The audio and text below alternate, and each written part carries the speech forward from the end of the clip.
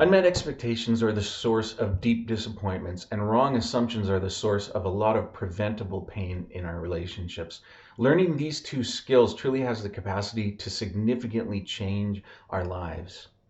And we'll find a lot of issues get resolved by simply clarifying expectations. Other things, though, require negotiation to solve them. And this will be covered in session 7, Learn to Fight Cleanly. So there's 3 common questions that we have around these two skills. The first is, what do I do when someone can't meet my expectation? So for example, you and your sister have had a mutually expectation to go on vacation together for the last 10 years. Now she's changed her mind. She has a new job and a serious boyfriend. So what do? Well, you grieve the loss and accept her decision. And you turn your expectation that you had into hope. You hope someday she changes her mind and her life situation changes.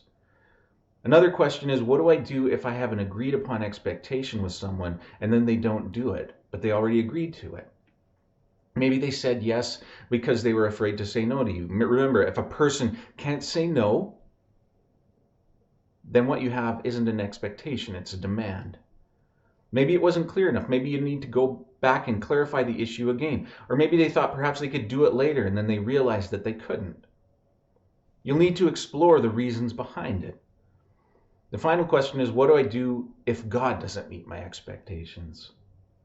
Just be aware that you may have expectations of God that he never agreed to. Yes, God is good and he is faithful, but his thoughts and plans are far different and higher than ours. Many times we have no idea what God is doing.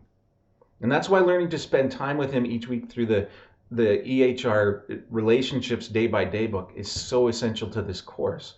The rhythm of meeting with God twice a day and seeking to do stillness and silence is meant to help us surrender our will and our plans to his each time we stop to be with Jesus. And when we stop, we're declaring, I need you, God. It's an act of humility. It's a recognition that I need Jesus' love in me if it's going to flow out of me, and that I'm completely dependent on him for supernatural help to love. And before our next meeting, we want to ask you to practice the stop mind reading and clarify expectations a couple of times.